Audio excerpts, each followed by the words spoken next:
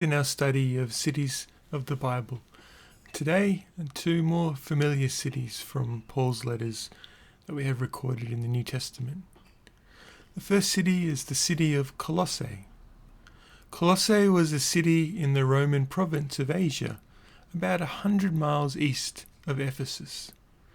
Paul wrote a letter to the Christians in this city, the letter to the Colossians, but most scholars agree that he did not found the church. During the 5th century BC, Colossae was an important trading centre on the Lycus River. By New Testament times, however, it had declined to the status of a small town, as its two neighbour cities, Laodicea and Hierapolis, about 10 and 20 miles away, respectively, grew to the status of regional trading centres. In AD 61, the city of Colossae suffered a devastating earthquake. It was rebuilt, only to be abandoned in the 8th century when the residents moved to a more suitable location at modern Honaz,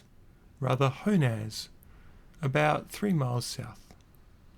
Only a mound of dirt and rubble remains today to mark the site of ancient Colossae. Most scholars believe the church at Colossae was probably founded and nurtured during its early years by Paul's fellow labourer Epaphras, Colossians chapter 1 and verse 7, Colossians chapter 4 and verse 12. Paul's reference to the Colossian Christians as among those who have not personally seen my face, Colossians 2:1, seems to indicate that he had never visited the church. Paul's letter to the Colossian Christians focuses on the person and work of Jesus Christ.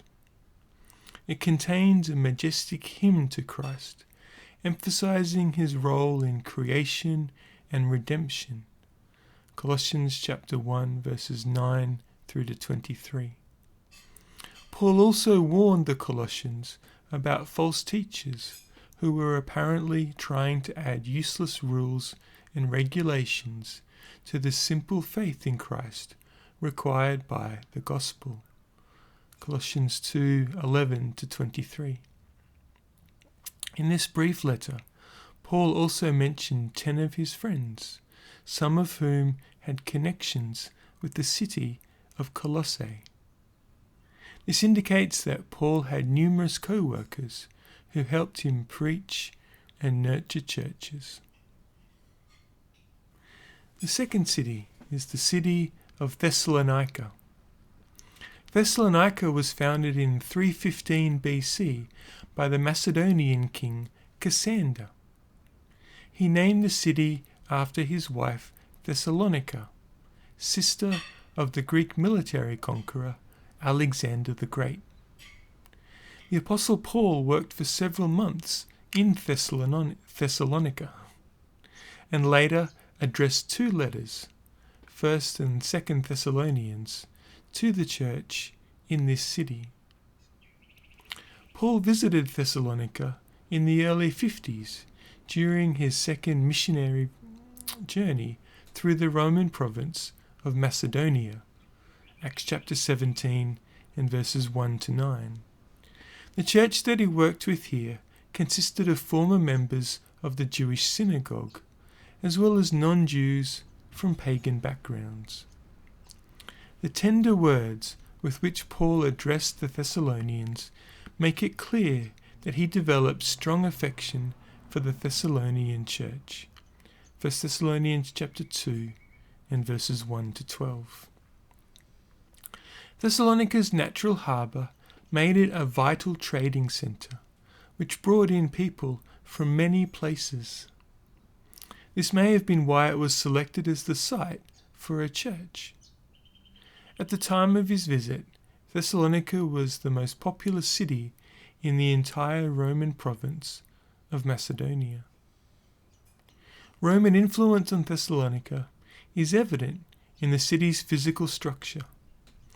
Vital to the city's prosperity was the Egnatian Way, a Roman military highway which provided a route to the empire's eastern provinces. This route still serves as one of the main streets for modern Thessalonica, known as Salonika. Roman archers stood at Thessalonica's two entrances to the Egnatian Way. The one built in AD 297 to honour the Roman Galerius remains intact.